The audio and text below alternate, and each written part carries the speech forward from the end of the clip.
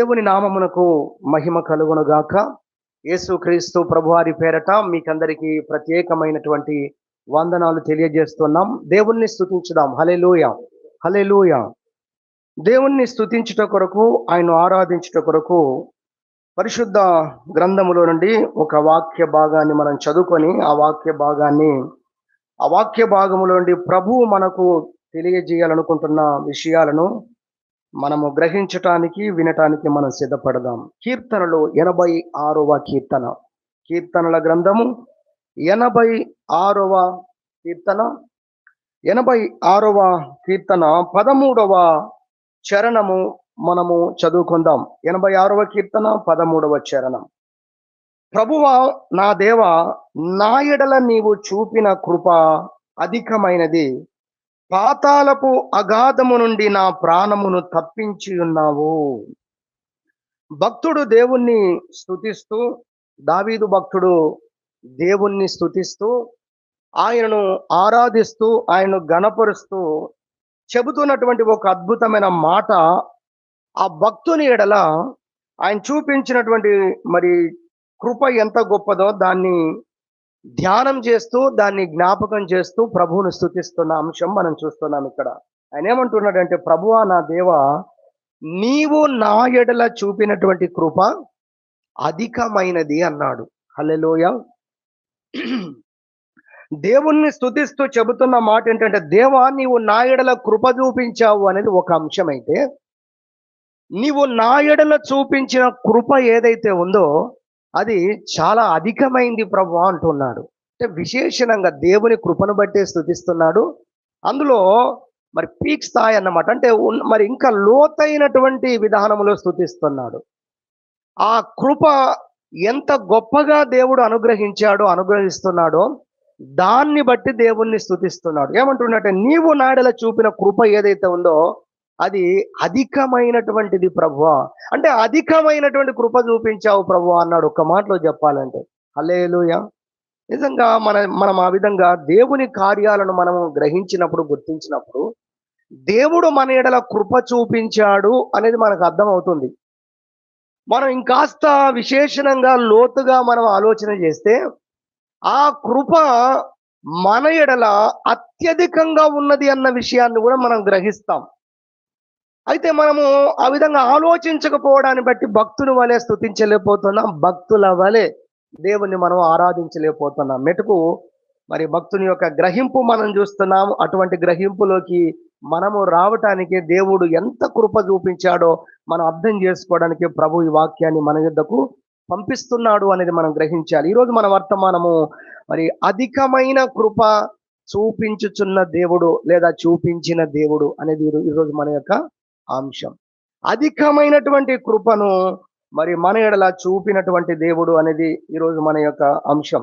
మెట్టుకు మరి దేవుడు మనకు కృప చూపించాడు అన్న విషయాన్ని మనము గ్రహించాలి. భక్తులు ఆ విధంగా గ్రహించటానికి మరి వారు చేసినటువంటి పనులను గురించి బైబిల్లో చూస్తే కీర్తన గ్రంథం 48వ కీర్తన 9వ వచనంలో ఆయన అంటాడు, మేము కృపను గూర్చి మేము ధ్యానించుచుంటిమి అంటాడు. దేవుని కృపను గూర్చి మనం ధ్యానించాలి. దేవుని కృపను మనము జ్ఞాపకము చేసుకునే వారంగా ఉండాలి అనేది కూడా ఈ వాక్యం అర్థము చేస్తుంది. అక్కడ మనము వాక్యములో అలా కొన్ని విషయాలు చూస్తే 63వ కీర్తన 3వ చరణంలో అంటాడు, ప్రభువా నీ యొక్క కృప జీవము కంటే ఉత్తమమైంది అనే విషయాన్ని చెప్తాడు. 103వ కీర్తన 18వ చరణంలో అంటాడు, దేవా నీ కృప యుగ యుగములు నిలిచేది అని దేవుణ్ణి స్తుతిస్తాడు. ఆ విధంగా మనము దేవుని పరిశుద్ధ గ్రంథములో వాక్యాలు చూసుకుంటూ వెళ్ళినట్లయితే 59వ కీర్తన 10వ చరణంలో అంటాడు, దేవుడు తన కృపతో నన్ను కలుసుకొనెను అంటాడు. హల్లెలూయా. నేను వెళ్ళలేదు, నేను కలుసుకోలేదు, కానీ దేవుడే తన కృపతో నన్ను కలుసుకున్నాడు. కలుసుకోవడానికి వీలు లేదా అంటే వీలు లేదు. అందుకే కృపతో కలుసుకున్నాడు. కలుసుకోలేని పరిస్థితుల్లో నేను ఉన్నాను కాబట్టి ఆయన నన్ను కలవడము కూడా ఆయన కృపను బట్టే కలిగింది అన్న విషయాన్ని కూడా, చాలా లోతైన మాట ఇది. మరి దేవుడు తన కృపతో నన్ను కలుసుకున్నాడు. కృపా సత్యములు ఒక్కదాని ఒకటి ముద్దు పెట్టుకున్నవి అంటాడు. సత్యము అనగా న్యాయము అనేది మనము చూస్తాం. కృప అనగా కనికరము అనేది మనం చూస్తాం. చూడండి, మానవుని యొక్క పరిస్థితి ఎంతో దుర్భరంగా మారినటువంటి పరిస్థితుల్లో న్యాయాన్ని బట్టి మనిషికి శిక్ష రావాలి, నరకమే రావాలి, పాపం వలన వచ్చు జీతం నరకం అనే వాక్యం చెప్తుంది. అది మాత్రమే మానవునికి సరిపోతుంది. కానీ దేవుడు తన కృపతో అట్టి మానవుణ్ణి కలుసుకున్నాడు. గనుకని 59వ కీర్తన 10వ చరణంలో అంటాడు, ప్రభువా నీ కృపతో నన్ను నీవు కలుసుకున్నావు. మీకు డైరెక్ట్ గా ఎగ్జాంపుల్ చెప్పాలంటే, రైల్వే పట్టాలు మామూలుగా ఎప్పుడు కూడా సింగిల్ లైన్ అనుకోండి, అది మీ మనసులో పెట్టుకోండి. ఒకవేళ ట్రాక్ చేంజ్ అయినా కూడా సమాంతరంగా ఇంకొక ట్రాక్ ఏదైతే ఉందో అది కూడా మారుతూ ఉంటుంది. అలా కాకుండా రెండు పట్టాలు కలుసుకున్నాయి అనుకోండి, ట్రైన్ ఉండదని అర్థము. కాబట్టి మనం అర్థం చేసుకోవాలి, అంత స్ట్రైట్ వేగా మరి ఉండేటువంటి పరిస్థితులు అవి. కానీ అవి కలుసుకునేటువంటి జంక్షన్స్ కొన్ని ఉంటాయి.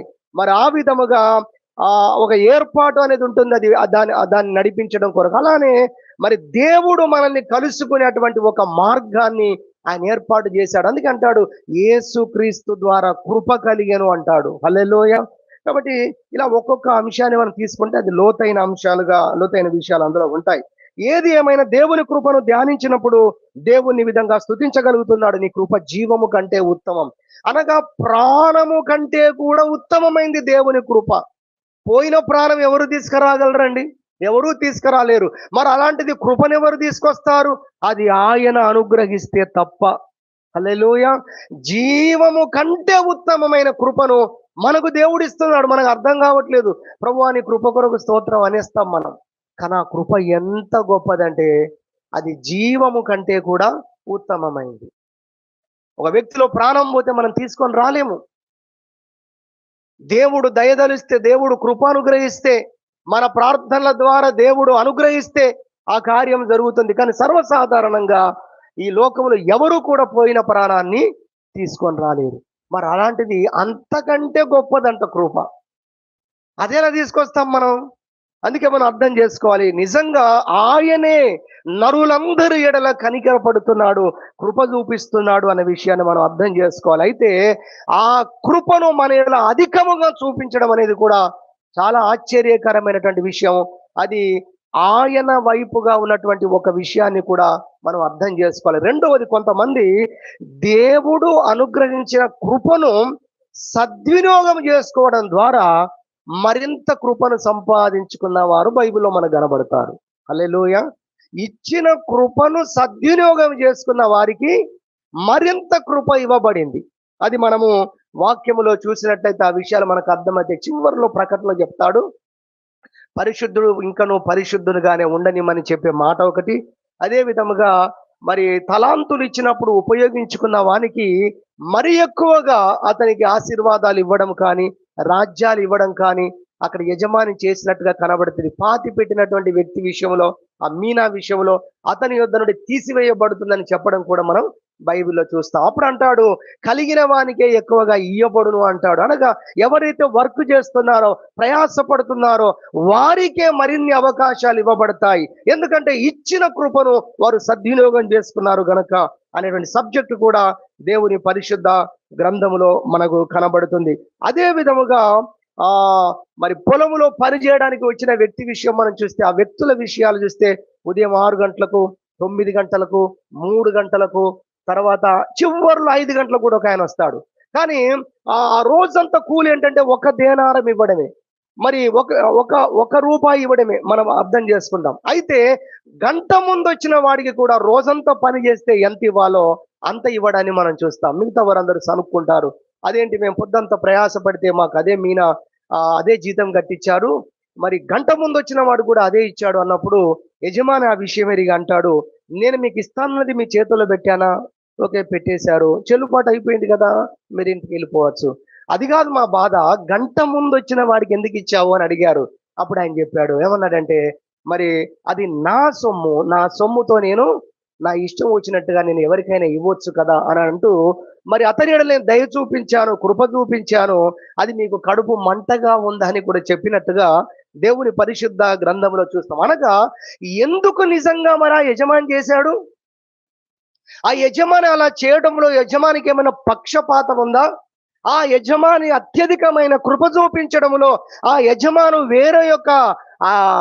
వేరే విధముగా తప్పుగా ప్రవర్తించాడంటే కానే కాదు. అది కూడా మనం ఆ వివరాల్లోకి వెళ్తే ఆ విషయాలు మనకు అర్థమవుతాయి. ఎందుకంటే ఆయన చెప్పిన విషయాలు చాలా అర్థవంతంగా ఉన్నాయి. ఆ పనివాడు ఉదయం 6 గంటల నుండి ఎంత సమయానికి పనికి పీల్చుకుంటారో ఆ సమయానికే వచ్చి అక్కడ నిలబడ్డాడు. కానీ ఎవరూ పనికి పిలవలేదు. అతడు అతడు తాను వెల చెల్లించిన వ్యక్తిగానే ఉన్నాడు. కానీ మరి ఆ వెల చెల్లించినప్పటికీ కూడా అతనికి ప్రయోజనం లేకపోవడాన్ని చూసి న్యాయపరంగానే అతనికి ఆ కృప అనుగ్రహించాడు. కాబట్టి మనం అర్థం చేసుకోవాలి, అధికమైన కృప అనుగ్రహించాడు అనే దాంట్లో ఈ 2 విషయాలు మాత్రం కొంచెం మీ ముందు నేను పెడుతూ ఉన్నాను. క్లుప్తంగా మీకు జ్ఞాపకం చేశాను. మనం ముందుకెళ్ళిపోదాం. ఇక్కడ ఇవ్వబడిన కృపను సద్వినియోగం చేసుకునే వారికి ఎక్కువ కృప ఇవ్వబడుతుంది అనేది ఒక అంశమైతే, ఆయన చూసి కూడా ఒక వ్యక్తి యొక్క పరిస్థితిని బట్టి చూసి కూడా అతనికే అవకాశాలు ఇవ్వబడితే ఇచ్చిన అవకాశాలు ఎలా ఉపయోగించుకున్నాడనేది ఒకటి, అతనికి ఒకవేళ అవకాశాలు ఉంటే ఏం చేసేవాడనేది కూడా హృదయాన్ని బట్టి చూసి వారి జీవితాన్ని చూసి కూడా దేవుడు కృప ఇచ్చేవాడుగా ఉన్నాడు. క్రియల్లోకి దిగక ముందే, క్రియల్లో చూపించక ముందే వ్యక్తి యొక్క ఉద్దేశాలను బట్టి కూడా దేవుడు ఒక వ్యక్తికి అత్యధికమైన కృపను ఇవ్వవచ్చు అనే సబ్జెక్ట్ కూడా బైబిల్ గ్రంథంలో మనకు కనబడుతుంది. హల్లెలూయా. మెట్టుకు మనము దేవుడు మనకు అనుగ్రహించినటువంటి కృపను, అత్యధికమైనటువంటి కృపను త్వరగా కొన్ని విషయాలు మనము జ్ఞాపకం చేసుకుందాం. ఇంతవరకు మనము దేవుడు అనుగ్రహించిన కృపను ధ్యానించినప్పుడు భక్తుడు దేవుణ్ణి స్తుతించాడని, అది ఆకాశము కంటే ఎత్తైందని, అది జీవము కంటే ఉత్తమమైందని, అది యుగాలు నిలిచేదని, ఇలా అనేక విషయాలు మరి దేవుణ్ణి కృపను గూర్చి ధ్యానం చేశాడు. అందుకే 92వ కీర్తన మొదటి వచనం అంటాడు, దేవా ప్రతి ఉదయమున నీ కృపను బట్టి నేను నిన్ను స్తుతించడం మంచిది. 10 తంతుల స్వరమండలముతో నిన్ను స్తుతించటము అది మంచిది అంటాడు. అనగా గంభీర సితారాతో, ఒకవేళ 10 తంతులు అనగా తీగలను మనం తీసుకుంటే అది చాలా అత్యధికమైనటువంటి శబ్దాన్ని ఒకవేళ ఇచ్చేదిగా చూడవచ్చు, లేదా వివిధమైనటువంటి స్వరాలను పలికించేదిగా మనం చూడవచ్చు. ఏది ఏమైనా అలాంటి మరి సితారాతో నిన్ను స్తుతించడం మంచిది ప్రభువా అని దేవుణ్ణి మరి స్తుతిస్తున్నాడు. ఆయన కృపను బట్టి స్తుతించడాన్ని దేవుని పరిశుద్ధ గ్రంథములో నుండి మనం చూడగలుగుతాం. 3 విషయాలు ఈ సమయంలో మరి మీ ముందు పెట్టడానికి ఇష్టపడుతున్నాం. అత్యధికమైన కృపను మనకు అనుగ్రహించిన దేవుడు లేదా అనుగ్రహిస్తున్న దేవుడు, అధికమైనటువంటి కృప చూపిన దేవుడు అన్న ఈ అంశంలో ఒక 3 అంశాలు త్వరగా మీ ముందుకు తీసుకోవడానికి ఇష్టపడుతున్నాం. మొట్టమొదటి ఏంటంటే, అధికమైన కృప మనలో చూపిన దేవుడు అన్న అంశంలో మొట్టమొదటిగా అపాత్రులము, అనర్హులము అయినటువంటి మనల్ని దేవుడు, అపాత్రులము అనర్హులము అయినటువంటి మనల్ని దేవుడు తన పిల్లలుగా చేసుకున్నట ద్వారా అధికమైన కృప మన ఎడల చూపించాడు. హల్లెలూయా. మనము అపాత్రులము, ఏ మాత్రము కూడా పాత్రులము కాదు, ఏ మాత్రము కూడా ఆయన పిల్లలుగా ఉండటకు మనము అర్హులము కాదు. అలాంటి మనల్ని ఆయన మనకు కృప చూపించి, సరే బ్రతకండి అంటేనే అది కృప. అర్థమవుతుందా మీకు? హల్లెలూయా. బ్రతకండి అంటేనే అది కృప. మనల్ని క్షమిస్తేనే అది కృప. మనము బ్రతకడానికి అవకాశం ఇస్తేనే అది కృప. కానీ ఇప్పుడు జరిగిన కార్యం ఏంటంటే, ఈ మానవుడి ఎడల దేవుడు చూపించిన మహోన్నతమైన కృప ఏంటంటే, చాలా ఉన్నాయి బైబిల్లో ఈ వాక్యాలు, పదాలన్నీ కూడా బైబిల్లో చూసాం మేము. మహాకృపను అంటాడు మరో చోట, మహాకృప కనుక అధికమైన కృప అనేది మనం అర్థం చేసుకుందాం. సరే, ఇక్కడ చూస్తే వారిని క్షమించడం సరిపోతుంది. నువ్వు క్షమిస్తే చాలు, జీవితాంతం నీ పేరు చెప్పుకొని బ్రతుకుతాను. బ్రతకనిస్తే చాలు, ఈ బ్రతుకు నీవిచ్చామని చెప్తాను 10 మందికి. కానీ దేవా, నువ్వు నాయుడల చూపిన కృప అధికమైంది. అదేంటంటే, నీవు ఇలాంటి నన్ను నీ యొక్క వారసుడిగా చేసుకున్నావు. హల్లెలూయా. చూడండి, ఎంత కృప దేవుడు మనకు అనుగ్రహించాడండి. ఎంత కృప మనకు దేవుడు అనుగ్రహించాడు. ఆయన పిల్లలుగా మనల్ని చేస్తే మనము ఆ స్థానాన్ని మనం పోగొట్టుకున్నాం. బాగా అర్థం కావడానికి కొంతమందికి మీలో ఒకరిద్దరికి ఆలోచన వస్తూ ఉండొచ్చు చెబుతూ ఉన్నప్పుడు. తప్పిపోయిన కుమారుని జ్ఞాపకం చేసుకోవాలి. అది మన పరిస్థితి అక్కడే ఉంది. ఒకప్పుడు తప్పిపోయిన కుమారుడు తండ్రి యొద్ద ఉన్నాడు.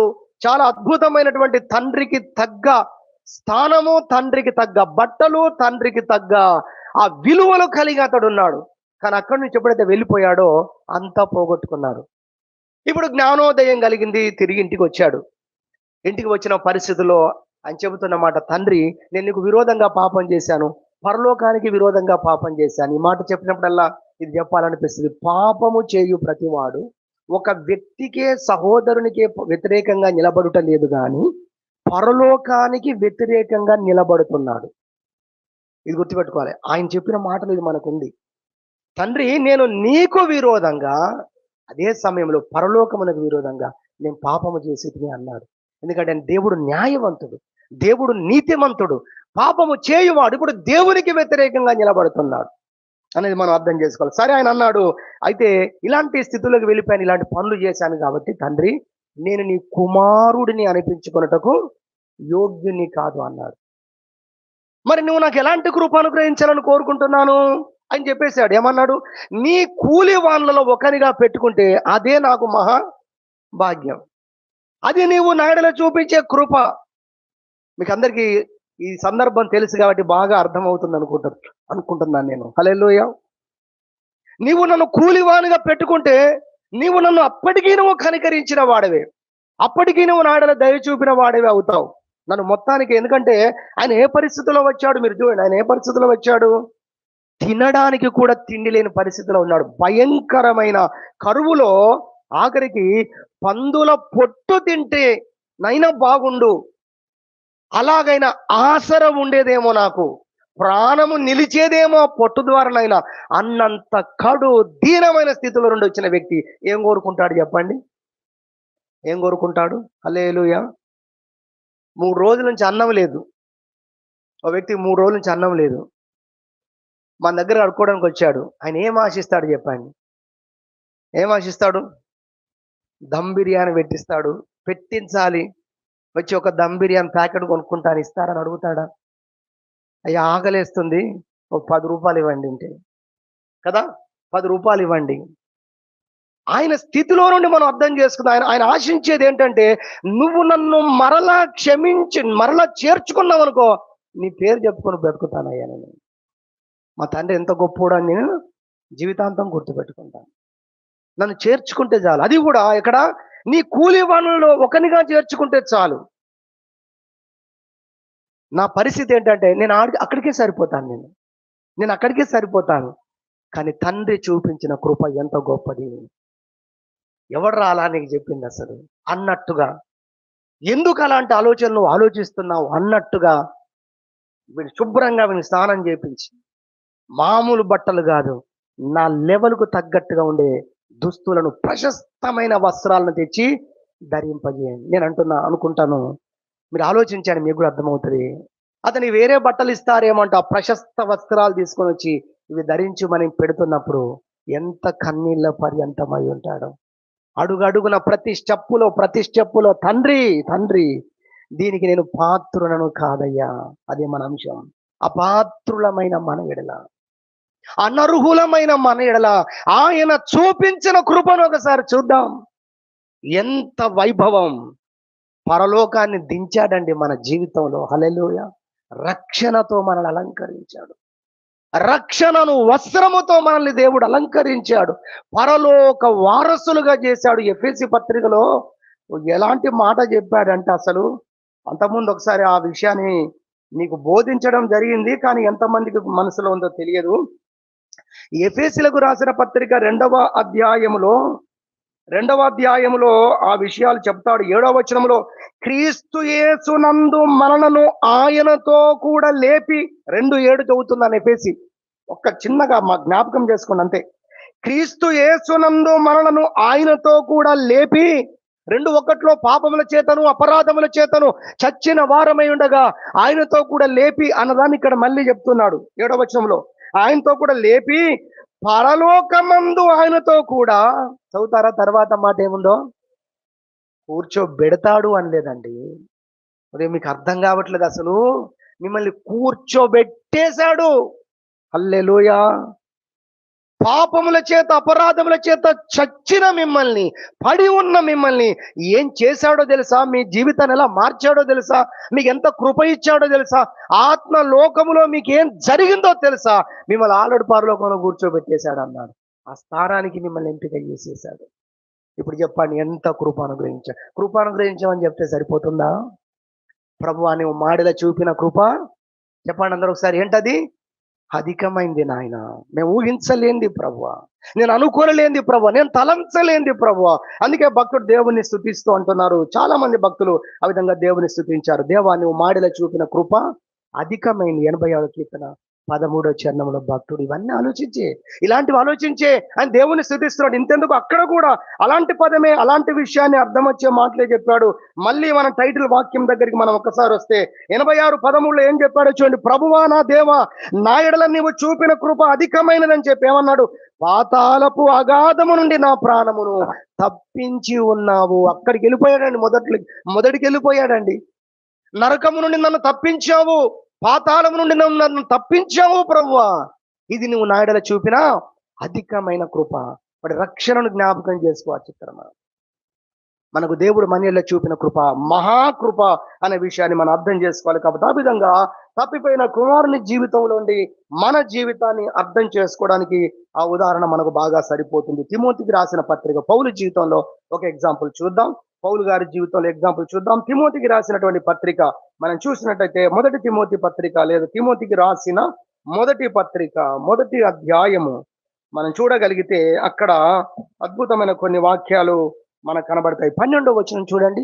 మొదటి తిమోతికి రాసిన మొదటి పత్రిక, మొదటి అధ్యాయం 12వ వచనం. పూర్వము దూషకుడను హింసకుడను హానికరుడనైన నన్ను తన పరిచర్యకు నియమించి నమ్మకమైన వానిగా ఎంచినందుకు నన్ను బలపరిచిన మన ప్రభు అయిన క్రీస్తు యేసునకు నేను కృతజ్ఞుడనై ఉన్నాను. అబ్బా ఎంత అద్భుతంగా రాశాడండి ఆ పదాలు. అసలు ఏమన్నాడండి? పూర్వం నేను దూషకుడను, హింసకుడను, హానికరుడను.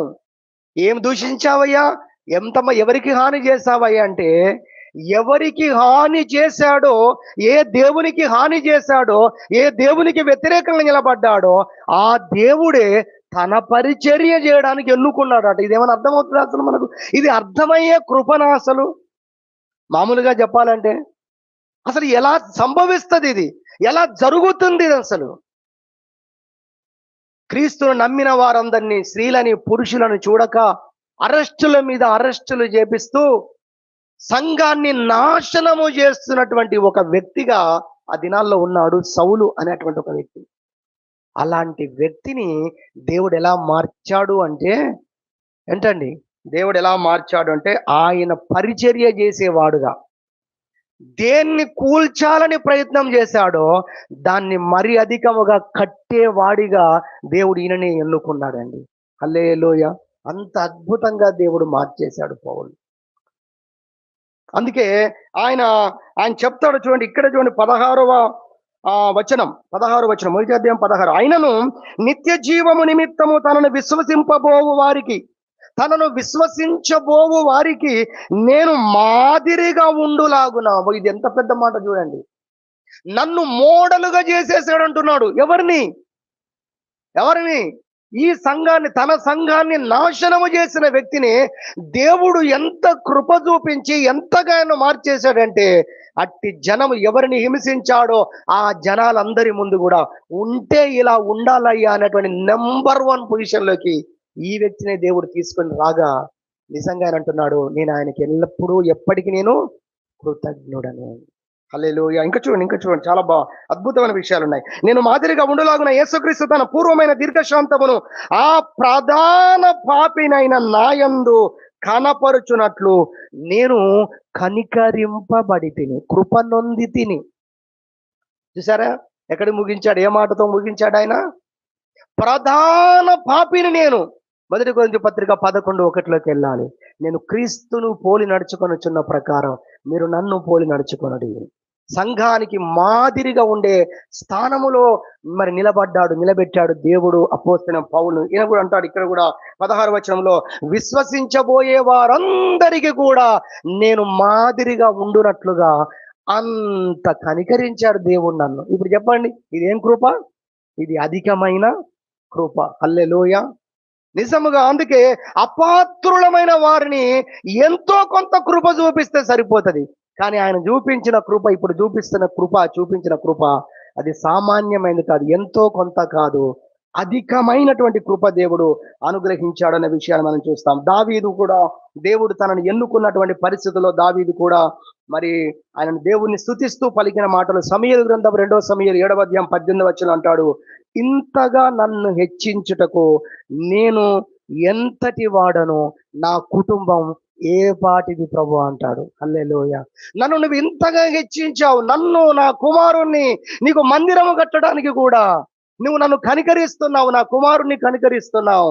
ఇలా నన్ను, నా కుటుంబాన్ని కనికరించడానికి ఆయన వాడిన పదాలు అక్కడ అద్భుతంగా ఉంటాయి. 2వ సమూయేలు 7:18లో చూస్తే, ఇంతగా నన్ను హెచ్చించుటకు నేను ఎంతటి వాడును అన్నాడు. తర్వాత నా కుటుంబం కూడా ఏ పాటిది ప్రభు అన్నాడు. మేము అనర్హులము ప్రభువా, మేము అపాత్రులము ప్రభువా, అలాంటి మమ్ములను ప్రభువా ఇంత గొప్పగా నువ్వు చూపిన కృప కొరకు నీకు స్తోత్రం అంటాడు. ఎజ్రా కూడా దేవుణ్ణి స్తుతిస్తూ మరి 9వ అధ్యాయంలో మనం చూస్తే 18వ వచనం, 15 నుండి 18వ వచనం అంటాడు, ప్రభువా అసలు నీ సన్నిధిలో నిలుచుటకు మేము అర్హులము కాదు ప్రభు అంటాడు. అనగా అపాత్రులం ప్రభువా, నీ సన్నిధి ఎన్నటెన్నటికి పరిశుద్ధతయే నీ సన్నిధికి అనుకూలము అని దేవుని పరిశుద్ధ గ్రంథము చెబుతుంది. పరిశుద్ధుడైన దేవుణ్ణి చేరడానికి, ఆయన సన్నిధిలో మనం ఉండడానికి మనము ఏ పాటి వారమండి అసలు. ఎజ్రా ఎంత మంచి పదాలు వదిలాడు అసలు. ప్రభు అసలు నీ సన్నిధిలో మేము ఉండుటకైనను నిలుచుటకైనను మేము అర్హులము కాదు ప్రభువా అనేటువంటి మాట చెప్పినట్లుగా దేవుని యొక్క పరిశుద్ధ గ్రంథములో మనం చూడగలుగుతున్నాం. ఈ విధముగా దేవుని వాక్యములలో మనం అనేకమైనటువంటి సందర్భాలు, అనేకమైనటువంటి విషయాలు మనం చూడవచ్చు. దావీదు సింహాసనాన్ని మరి అధిష్ఠించిన సమయంలో యోనాతాను తన యొక్క మిత్రుడు కాబట్టి సౌలు కుటుంబంలో గాని, యోనాతానుకు సంబంధించిన వాళ్ళు గాని ఎవరైనా ఉన్నారా అని రాజ్యములోకి రాగానే ఆరాధించాడు. వాళ్ళను దరి చేర్చుకోవాలని, వారిని కనికరించాలని, వారికి మేలు చేయాలని ఆరాధిస్తే, ఆయనకు యోనాతాను యొక్క కుమారుడైనటువంటి మెఫీబోషెతు అనేటువంటి ఒక వ్యక్తి మాత్రం ఉన్నాడు అని తెలియవస్తుంది దావీదుకు. సరే అతన్ని పిలువనంపించండి అంటే అతన్ని చాలా కష్టపడి దొరకబడతారండి. దావీదు అతనితో ప్రేమగా మాట్లాడి ఆయన మాట చెప్తాడు. ఏమంటాడంటే, మెఫీబోషెతు ఆయన ఎలాంటి పరిస్థితుల్లో ఉన్నాడంటే కూడా 2 కాళ్ళు కూడా కుంటివండి. 2 కాళ్ళు కూడా కుంటివే. ఆయన చిన్నప్పుడు ఆయనను దాది పట్టుకొని పరిగెత్తు వెళ్తున్నప్పుడు అడ్డం పడిపోతే 2 కాళ్ళు విరిగిపోయాయి, పాపం కుంటివాడు. అలాంటి పరిస్థితుల్లో ఉన్న వ్యక్తి వచ్చినప్పుడు దావీదు అతనితో పలికిన మాట, నేను భోజనం చేసే బల్ల దగ్గరనే నువ్వు బ్రతుకు దినములన్నీ కూడా నువ్వు నాతో కూడా భోజనం చేస్తావన్నాడు. హల్లెలూయా. సామెతల గ్రంథంలో చెప్తాడు, పట్టపగలు ఎర్రటి ఎండలో వచ్చేవానికి చల్లని మంచి నీళ్లు ఎంత హాయిగా ఉంటాయో, అలానే మరి శుభవార్తను గురించి చెప్తూ కొన్ని మాటలు అక్కడ చెప్తారు. అలా మరి మెఫీబోషెతు ఊహించలేని మాటలు తన చెవులేనా ఈ రోజు వినేవి. అయ్యో నేను అపాత్రుడను, అనర్హుడనైనా నాకు ఎలాంటి, ఆయన నన్ను బ్రతకనిస్తే చాలు అసలు. కానీ అంటున్నాడు, బ్రతుకు దినములన్నీ నువ్వు నాతో కూడా డైనింగ్ టేబుల్ మీద నువ్వు భోజనం చేయాలని రాజు దావీదు ఆ మాట చెప్పినప్పుడు నిజంగా ఎంతగా ఆయన విరిగిన హృదయంతో ఆయన నిండిపోతాడో ఆ వాక్యాలు చదివినప్పుడు మనకు అర్థమవుతుంది. 2వ సమూయేలు గ్రంథం 9వ అధ్యాయము 8వ వచనంలో ఆయన ఒక్క మాట అంటాడండి, అది చాలు మనకు. ఆయన ఏమంటాడు తెలుసా? దావీదుతో, దావీదా నాయనా నీవు నాయడల చూపిన కృప అధికమైందంటూ చచ్చిన కుక్క వంటి నాకు నువ్వు చూపుతున్నావా ఇప్పుడు ఈ కృప? నాయన ఇది సామాన్యమైనది కాదంటాడు. ఎలాంటి వాడిని నేను, ఎలాంటి స్థితిలో ఉన్నవాన్నో ఎంత అద్భుతంగా ఒప్పుకొని మరి దావీదును అక్కడ ఘనపరుస్తాడో బైబిల్లో మనం చూస్తాం.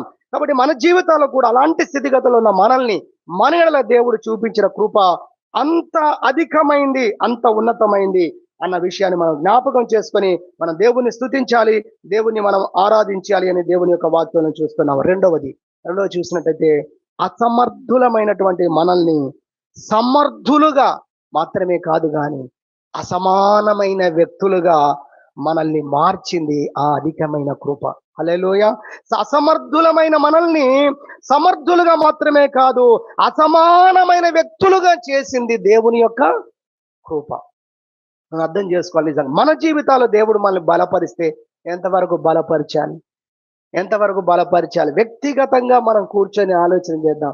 కృప ఇస్తే దేవుడు నిజంగా నీకు నాకు ఎంత కృప ఇవ్వాలి, లెక్కల ప్రకారం ఎంత కృప ఇవ్వాలి. కానీ దేవుడు మన ఇళ్ళ చూపిన కృప అది అధికమైనటువంటిది. అందుకే ఆయన మన ఎడల చూపినటువంటి కృప అధికమైన కృప చూపిన దేవుడు అన్న అంశాన్ని మనం ఈరోజు ధ్యానించడానికి ప్రభు మనకు సహాయం చేస్తూ ఉన్నాడు అనేది మనం గ్రహించాలని ప్రభు పేరట నేను జ్ఞాపకం చేస్తున్నాను. దేవుని పరిశుద్ధ గ్రంథములో మనం చూసినట్టే అసమర్థులు అనేటువంటి మాటకు మనం చూస్తే శక్తిహీనులు, బలహీనులు అనేటువంటి మాటలు మనం ఇక్కడ తెలుసుకోవచ్చు. అయితే యెషయా గ్రంథం 40వ అధ్యాయం చెప్తుంది, 40వ అధ్యాయం 29వ వచనంలో ఆయన సొమ్మసిల్లే వారికి ఆయన బలమిచ్చే దేవుడై ఉన్నాడు. హల్లెలూయా! ఎంత గొప్ప దేవుడు అండి. శక్తిహీనులకు ఆయన బలాభివృద్ధి కలుగజేసే దేవుడుగా ఉన్నాడు అనేది వాక్యంలో చూస్తాం. రోమపత్రిక 8:26లో మన బలహీనతను చూసి ఆయన మనకు సహాయం చేసే దేవుడై ఉన్నాడని కూడా దేవుని యొక్క వాక్యం చెప్తుంది. మనం బైబిల్లో చూసినట్లయితే లూకా సువార్త 5వ అధ్యాయంలో సందర్భంలోకి వెళ్తే 8వ వచనంలో పేతురు వల వేస్తూ మరి చేపలు పట్టడానికి ప్రయత్నం చేస్తున్న ఒక సందర్భం మనకు కనబడుతుంది. సరే, రాత్రంతా వల వేశారు, ఒక్క చేప కూడా దొరకలేదు. తెల్లవారుజామున యేసు ప్రభు పేతురు దగ్గరకు వచ్చినప్పుడు పరిస్థితి ఏంటంటే వారు నిరాశలో ఉన్నారు, నిస్పృహలో ఉన్నారు, వారి యొక్క బుట్టలన్నీ ఖాళీగానే ఉన్నాయి. చాలా నిరాశతో వారు వలలు కడుక్కుంటున్నటువంటి పరిస్థితి, వలలు కడుగుతూ ఉన్నారు. ఎందుకంటే వలలకు చేపలు చిక్కలేదు, కానీ బాగా నాచు అయితే బాగా చిక్కుతూ ఉంటది, కాబట్టి దాన్ని కడుక్కుంటున్నారని బైబిల్లో ఉంది. అది వారి కండిషన్, ఫలితం ఏమి లేదు. అలాంటి పరిస్థితుల్లో యేసు ప్రభు ఆ దోణి ఎక్కి మరి వారికి బోధించి ఆయన ఇప్పుడు వలవేయ్ అని చెప్పినటువంటి సందర్భం మనం చూస్తాం. అటువంటి సందర్భంలో పేతురు అంటాడు, ప్రభు రాత్రంతా మేము ప్రయాసపడ్డాము, ఒక్క చేప కూడా మాకు దొరకలేదు, అయినను నీ మాట చొప్పున వేస్తానని ఆయన చెప్పాడు కదా అని ఆయన మాటను బట్టి వేశాడు. ఆయనకు నమ్మకం ఉండి విశ్వాసం ఉండి కాదు. ఇక్కడ మనం సబ్జెక్టు అప్పుడప్పుడు జ్ఞాపకం చేసుకుంటాం. ఒకటే మాట చెప్తాను, అదేంటంటే కొన్నిసార్లు విశ్వాసము లేకపోయినా, చెప్పాలి మీరే, గుర్తున్న వారందరూ చెప్పాలి, విశ్వాసము లేకపోయినా ప్రయత్నం చేస్తున్నారు, విధేయత చూపించాలి. హల్లెలూయా! ఆయన చెప్పాడు కాబట్టి. నయమానికి కూడా విశ్వాసం ఏమీ ఉన్నదా? ఏమీ లేదు, కానీ చెప్పాడు కదా చూద్దాం పోయేదేముంది అన్నట్టుగానే పోయాడు, కానీ అద్భుతమైనటువంటి ఫలితాలు చూశాడు. సరే, అక్కడ వల వేసినప్పుడు జరిగింది మనము దేవుని పరిశుద్ధ గ్రంథంలో చూస్తాము. విస్తారమైన చేపలు పడ్డాయంట. ఎన్ని చేపలు పడ్డాయంటే వలలు రాసుంది, వలలు పిగిలిపోయే పరిస్థితి వచ్చేసిందంట. అంటే ఎన్ని చేపలు పడ్డాయో, గొప్ప గొప్ప చేపలు పడ్డాయి, విస్తారమైన చేపలు పడ్డాయి. అది చూసి ఆయన అంటాడు, ప్రభువా నేను పాపాత్ముని, నన్ను విడిచిపెట్టి పొమ్ము ప్రభువా, వద్దు ప్రభువా, నువ్వు నా దగ్గర, నాలాంటి వ్యక్తి దగ్గర నీవు ఉండొద్దు ప్రభు. అంటే ఆయన చేసిన కార్యాన్ని బట్టి ఎంత రియలైజ్ అయ్యాడో అనేది మనకి ఇక్కడ పేతురు జీవితంలో మనకు కనబడుతుంది. పేతురుని చూస్తే మనకు అర్థమవుతుంది. ఏది ఏమైనా ఒక్క చేప కూడా పట్టుకోలేని ఈ వ్యక్తి ఎంత అసమర్థుడుగా ఉన్నాడో ఆ వ్యక్తి జీవితంలో ప్రభు చూపించాడు.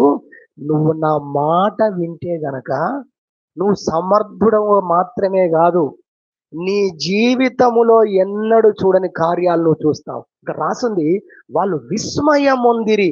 ఏలయనగా ఆ రాశి చూస్తే ఆ రాశి అలా ఉందంట, చేపల రాశి, విస్తారమైన చేపలు పడ్డాయి. ఇప్పుడు ప్రభు ఆయనకు అర్థం చేపించేది ఏంటంటే, నువ్వు నా మాట వింటే, నువ్వు నన్ను వెంబడిస్తే, నీ జీవితంలో అసమర్థుడుగా ఉన్నావు కదా, బలహీనుడుగా ఉన్నావు కదా, పడితే పడ్డట్టు పడకపోతే పడనట్టు కదా, ఇది మీ లైఫ్ స్టైల్ కదా. నువ్వు నా మాట వింటే, నన్ను వెంబడిస్తే నీ జీవితము అసమానమైన జీవితంగా మారబోతుందని చూపించాడు ప్రభు.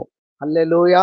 అలా చేసే వ్యక్తిని నేను ప్రభువు చూపించి ఏమన్నాడు, వెంటనే ఆ మాట చెప్పి ప్రభు మాట్లాడుతూ, లేదా ఆయన చెప్పిన మాటకు ప్రభు బదులిస్తే ఏమన్నాడు, నన్ను విడిచిపెట్టి పొమ్మంటే అది కాదు కానీ నువ్వు నాతో రా అన్నాడు. సూత్రం చెబుదామా? అది కాదు కానీ నువ్వు నాతో రా, ఇప్పుడు నిన్నేం చేస్తానంటే, జాగ్రత్తగా వినండి, నువ్వు చేపలు పట్టే వ్యక్తిగా కాదు, నిన్ను ఒక అసాధారణమైన వ్యక్తిగా నేను మార్చేయబోతున్నాను. ఏంటది? నిన్ను మనుషులను పట్టు జాలరిగా నేను నిన్ను మార్చేస్తాను. చూడండి, దేవుడు, మనము మన గతాన్ని బట్టి దేవునితో మాట్లాడతాం, వ్యవహరిస్తాం. ప్రస్తుత పరిస్థితులను బట్టి వ్యవహరిస్తాం, దేవునితో మాట్లాడతాం. దేవుడు మనతో మాట్లాడేటప్పుడు మన గతాన్ని చూడు గాని ఆయన నిన్ను నన్ను ఏం చేయగలడో అది చూసి దాన్ని బట్టి మాట్లాడతాడు ఆయన. సూపర్ కదా? హల్లెలూయా! మనం ఉన్నదాన్ని బట్టి మాట్లాడతాం, దేవుడు దేన్ని బట్టి మాట్లాడతాడు? ఆయన సామర్థ్యము, ఆయన చేతులకు మనం వస్తే ఏం చేయగలడో, ఏం అవుతావో కూడా చెప్పగలడు ఆయన. ఆయన చెప్పేశాడు ఇక్కడ, నువ్వు మనుషులను పట్టే జాలరిగానే నేను నిన్ను చేస్తానన్నాడు. మీరు చూడండి బైబిల్ చరిత్ర, హిస్టరీ చూడండి, పేతురు జీవితం చూడండి. ఒకరోజు ఇలాంటి పేతురు నిలబడి ప్రసంగం చేస్తే ఎంతమంది బాప్తిసం పొందారు? అపోస్తల కార్యం చూస్తారు 2వ అధ్యాయంలో. ఒక్క ప్రసంగం అంటే సింగిల్ మెసేజ్ కు 3,000 మంది బాప్తిసం పొందారు. 3,000 మందిని ఊహించుకోండి. ఈ 3,000 మంది వస్తే మనకి ప్లేసెస్ సరిపోదు. హల్లెలూయా. దేవుడు తన పరిశుద్ధాత్మ శక్తితో అభిషేకముతో పేతురు నింపి వాడుకోగా ఎలాంటి వ్యక్తి అయిపోయాడు. ఆ రోజు విస్మయం పొందాడు కదా చేపలను చూసి. ఆ 3,000 మంది మారినప్పుడు ఎంత 3,000 మంది బాప్తిసం తీసుకుంటే అవన్నీ గుర్తొచ్చి ఉంటాయి. నువ్వు చేపలు పట్టే జాలరి కాదు బిడ్డ, నిన్ను మనుషులను పట్టే జాలరిగా చేస్తానని చెప్పాడు చూసారా. ఆ మాట ఆ రోజు ఎంత బాగా అర్థమై ఉంటుందో పేతురుకు. దేవుని నామానికి మహిమ కలుగును గాక. హల్లెలూయా. అసమర్థులను సమర్థులుగా చేయడం మాత్రమే కాదు దేవుని కృప, అసమానమైనటువంటి వ్యక్తులుగా మార్చేది దేవుని యొక్క కృప అన్న విషయాన్ని దేవుని యొక్క వాక్యము ద్వారా మనం తెలుసుకోగలుగుతున్నాము అనే విషయాన్ని జ్ఞాపకం చేస్తున్నాము. సమయం అయిపోతుంది కనుక 2 మాటలు చెప్తాను. మోషే గురించి మనం చూస్తే, నేను నోటి మాంద్యము గలవాడిని అన్నాడు. కొంచెం ఆలోచించాను నేను. దేవునితో అబద్ధం ఆడాడా మోషే అంటే? దేవుడు అన్నాడు, మానవునికి నోరిచ్చిన వాడెవడు అన్నాడు. నువ్వు మాట్లాడే విషయమే కదా నీకు ట్రబుల్. నీ అన్నయ్యన అహరోనుడు చూసావా? దేవుడు చెప్పాడండి ఇది. నీ అన్నయ్యన అహరోనుడు చూసావా? ఆయన బాగా మాట్లాడగలడని నాకు తెలుసు అన్నాడు. మరి ఇది ఎందుకు అన్నాడు అనిపించింది నాకు. హల్లెలూయా. అర్థమైందా మీకు? నీకు వాయిస్గా, నీకు మైకుగా, నీకు నోరుగా ఆయన పెడతానులే, మైక్ కొట్టిస్తానులే అన్నాడు. స్తోత్రం చెప్పుదాం. హల్లెలూయా. ఇలా నా వల్ల కాదు ప్రభువా, ఇంకెవరినన్నా చూసుకో ప్రభువా. గతకాలపు నీడలు ఛాయలను భయపెడుతున్న పరిస్థితి, పారిపోయి వచ్చిన పరిస్థితుల్లో, లేదా రాజ్యం నుంచి వచ్చిన పరిస్థితుల్లో, ఇక ముసలివాడిని అయిన కారణం కూడా కావచ్చు. 80 సంవత్సరాల వయసు ఇప్పుడు వెళ్ళి ఏం చేస్తానులే ప్రభు, ఇంకెవరినన్నా చూసుకో. ఇవన్నీ మోషే చెప్పిన మాటలేనండి. అవేమి దేవుడు పట్టించుకోలేదు, అవేమి కుదరదు అన్నాడు దేవుడు. అలాంటి మాటలు పలికిన అదే ఒక వృద్ధుణ్ణి దేవుడు తీసుకొని వచ్చి 80 సంవత్సరాలు గడిచిన ఒక వృద్ధుణ్ణి ఈజిప్ట్ దేశాన్ని తీసుకొచ్చినప్పుడు అన్నాడు, నిన్ను ఫరోకు నేను దేవుడిగా పెడతాను అన్నాడు. హల్లెలూయా. ఇదండి అసమానమైన కృప, అత్యధికమైన కృప. నేను గొప్పగా వాడుకుంటాను కాదు, ఇవన్నీ కూడా కృపకు సంబంధించిన మాటలు. అద్భుతం అసలు ఇంత చూపడం, ఇంత చేయడం. కానీ దేవుడు అలాంటి చిన్న చిన్న పదాలు చెప్పలేదు. ఏమన్నాడు ఆయన? నిన్ను ఫరోకు దేవుడిగా పెడతాను, నా ప్రజలని, ఇశ్రాయేలు ప్రజలను విడిపించడానికి నేను నీతో కూడా ఉంటాను, రమ్ము అని దేవుడు మోషేని పిలిచినటువంటి సందర్భాన్ని బైబిల్లో, మన దేవుని పరిశుద్ధ గ్రంథములో మనం చూడగలం. కాబట్టి అసమర్థమైనటువంటి వ్యక్తులను మరి ఎంత సమర్థమైన వ్యక్తులుగా దేవుడు మార్చగలడు. జపాన్ దేశంలో ఒక ఫ్యాక్టరీ ఉందట. అక్కడ ఏంటంటే విలువైనటువంటి జార్స్, విలువైనటువంటి కొన్ని ఫ్లవర్ వాజులు చాలా కాస్ట్లీ అవి. కానీ చేతులారా పగల కొట్టేసుకుంటే అక్కడ పట్టుకొని పోవచ్చట. ముక్కలన్నీ కవర్లు వేసుకొని పట్టుకొని పోతేనంట అక్కడ కొన్ని లక్షల ఖరీదు చేసే ఫ్లవర్ వాజ్గా దాన్ని మార్చేస్తారంట. అటువంటి పని జరుగుతుంది ఆ ఫ్యాక్టరీలో. ఏంటి అంటే ఆ ఫ్లవర్ వాజు పగిలిపోయిన ముక్కల్లో ఇవన్నిటిని కూడా జాగ్రత్తగా ఏంటంటే భూతద్దాలు పెట్టుకొని, పెద్ద పెద్ద అద్దాలు పెట్టుకొని, ప్రతి ముక్క ప్రతిది అన్ని కలిపి మళ్ళీ జారును నిలబెడతారు. ఆ కలిపేటప్పుడు ఆ మధ్యలో మొత్తం పగుళ్ళు ఉంటాయి కదా, చెట్ల వేర్లలాగా. ఆ పగుళ్ళలో బంగారమును గమ్మును కలిపి బంగారపు పోతను పోస్తారట దాంట్లో. అంటే బంగారంతో అతుకు పెడతారంట. ఇప్పుడు చెప్పండి, అది ఎంత విలువగా మారిపోతుంది. మట్టి పాత్రకు బంగారం అద్దిండ్రు అనుకోండి, ఎంత గొప్పగా మారిపోతుంది. హల్లెలూయా. మన దేవుడు ఎంత గొప్పవాడు. మనిషి ఇలాంటి కార్యాలు చేస్తున్నా. ఇలాంటి అసమర్థులకు ఎటువంటి కృప ఇస్తే, ఎటువంటి అధికారం ఇస్తే, ఎటువంటి అభిషేకం ఇస్తే వాళ్ళు విలువైన వ్యక్తులుగా మారిపోతారో, విలువైన కార్యాలు చేస్తారో దేవునికి బాగా తెలుసు. అందుకే భక్తుడు అంటున్నాడు, దేవా నువ్వు అధికమైన కృప చూపే అటువంటి దేవుడవయ్యా అని దేవుణ్ణి స్తుతిస్తున్నటువంటి విషయాన్ని దేవుని పరిశుద్ధ గ్రంథములో నుండి మనం నేర్చుకోగలుగుతున్నాము. చివరిగా 3వదిగా మాట, 2 మాటలు చెప్పి నేను ముగించబోతున్నాను. 3వదిగా, మొదటిది అపాత్రులము, అనర్హులము అనేటువంటి విషయాన్ని మనము మొదటిగా నేర్చుకున్నాము. 2వది మనలో అధికమైన కృప చూపించడం మొదటిది అయితే, 2వది మనము అసమర్థులమైనటువంటి మన ఎడల అసమానమైన వ్యక్తులుగా మనల్ని చేసింది దేవుని కృప 2వది అయితే, 3వదిగా మనం చూస్తున్నాం అల్పులమైనటువంటి మనల్ని. హల్లెలూయా. ఈ 3 కూడా చక్కగా గుర్తుపెట్టుకోవచ్చు. మనము అపాత్రులము, 2వది అసమర్థులము, 3వది అల్పులము అనే మాట గుర్తుపెట్టుకోవచ్చు. అల్పులమైన మనల్ని దేవుడు మరి అత్యధికమైనటువంటి జనముగా ఆయన చేసే దేవుడు. హల్లెలూయా. అత్యధికమైన వారుగా మనల్ని ఆయన చేసే దేవుడు అన్నది మూడవ అంశముగా మనం జ్ఞాపకం చేసుకోవచ్చు. యాకోబు తన జీవితంలో అర్థవంతంగా దేవుణ్ణి స్తుతిస్తూ ప్రార్థించిన ఓ గడియ బైబిల్లో మనకు కనబడుతుంది. 2 మాటలు చెప్పి ముగిచేస్తాను. ఆదికాండం 32వ అధ్యాయం 10వ వచనంలో అంటాడు, ఆయన యోర్దాను నది దాటిన సందర్భంలో, ఆ యోర్దాను నది దగ్గర వారి కుటుంబస్తులందరినీ దాటించే సందర్భంలో ఆయన చెప్తాడు, ప్రభువా, నేను ఈ చేతి కర్రతో ఒకప్పుడు ఇదే నది దాటొచ్చాను, లాబాను యుద్ధకి వెళ్ళాను, కానీ ఈరోజు ప్రభువా నన్ను ఒక గొప్ప సేనగా నువ్వు మార్చివేశావు. హల్లెలూయా. యాకోబు ఒంటరిగా వెళ్ళిపోయాడు తన మామ యుద్ధకు, కానీ రిటర్న్ లో వచ్చేటప్పుడు పెళ్లి చేసుకొని పిల్లలతో మాత్రమే రావట్లేదు. యాకోబు వస్తున్నప్పుడంట ఒక సేనగా ఉందంట, అంటే ఒక ఊరు గదిలొస్తుందంట. బైబిల్లో మనకు ఆ క్లారిఫికేషన్ ఉంది. సేన అనగా 6,000. అంటే యాకోబు కుటుంబంతో వస్తున్నాడని చూస్తే మనం బయటకు వచ్చి చూస్తే ఊరు గదిలో వస్తుంది. స్తోత్రం చెబుదామా? చూడండి, అల్పమైనటువంటి వ్యక్తి అంటున్నాడు, ప్రభువా ఒకప్పుడు నేను ఒంటరిగా వచ్చానయ్యా ఈ ప్లేస్కు, చేతి కర్రే నాకు తోడు, చేతి కర్రతో నేను ఈ నది దాటి వెళ్ళిపోయాను, ఇప్పుడు నన్ను ఒక గొప్ప సేనగా నువ్వు చేశావు, గొప్ప ప్రజగా నువ్వు నన్ను చేశావని దేవుణ్ణి స్తుతించడాన్ని, దేవుణ్ణి గణపరచడాన్ని మనం చూస్తున్నాం. నిజంగా తన అన్న చంపుతాడు అన్న పరిస్థితుల్లో వెళ్ళిపోయిన ఆయన అక్కడి నుంచి మళ్ళీ తన ఇంటికి ఎప్పుడు వస్తాడో ఎప్పుడు రావాలో తెలియని పరిస్థితుల్లో వివాహమై పిల్లలై విస్తారమైన ఆస్తి, విస్తారమైనటువంటి పని వాళ్ళతో ఒక సేనగా అతడు తిరిగి రావడం అనేది నిజంగా దేవుడు ఎంత కృప చూపించాడు. ఆయన వ్యాపారం చేసినప్పుడు కూడా ఆ లాభాన్ దగ్గర ఉన్నప్పుడు ఎంత అద్భుతమైన ఆ బిజినెస్ లో ఎంత బ్లెస్సింగ్స్ దేవుడు యాకోబుకి ఇచ్చాడో లాభాను చూశాడండి, ప్రత్యక్షంగా చూశాడు ఆయన. నిజంగా ఈయనకు దేవుడు తోడుగా ఉన్నాడు. దేవుని అనుగ్రహమే తప్ప మరొకటి కాదు. మచ్చలు కలిగినవన్నీ నావి, మచ్చలు లేనివి నీవన్నప్పుడు యాకోబుకు మచ్చలు కలిగినవన్నీ వచ్చాడు. ఈయన ప్లేటు పిరాయించి లేదు మచ్చలు కలిగినవి నావి గొర్రెలు అని అన్నప్పుడు ఆ కొత్తగా పుట్టేవన్నీ కూడా మచ్చలు లేనివి నీవని యాకోబుకు విసిరేసినప్పుడు ఆ పదం చెప్పినప్పుడు మచ్చలు లేనివే పుట్టాయంట. అలా యాకోబు విస్తారముగా అభివృద్ధి చెందాడనేది దేవుని పరిశుద్ధ గ్రంథములో మనము చూడగలుగుతాము. ఆ విధంగా యెషయా గ్రంథం 51వ అధ్యాయం చూస్తే కూడా 2వ వచనంలో మీ తండ్రి అయిన అబ్రహాము సంగతి ఆలోచించుడి ఇలా ఉంది బైబిల్లో. మీ తండ్రి అయిన అబ్రహాము గురించి కూడా మీరు ఆలోచించండి, మిమ్మల్ని కనినటువంటి శారాను గురించి ఆలోచించండి. వారు ఒంటరి వారై ఉండగా వారిని నేను విడిపించి పెక్కు మందిగా చేసి తిని. It's a very clear reference, ఇది అద్భుతమైన రెఫరెన్స్. ఇది యెషయా 51:2. తండ్రి అయిన అబ్రహాము మీ తల్లి అయిన శారా గురించి ఆలోచించండి. అతడు ఒంటరి అయి ఉండగా నేను పిలిచి ఆశీర్వదించి, అక్కడ రాయబడ్డ మాటలు ఇవి, పెక్కు మందిగా చేసి తిని. హల్లెలూయా.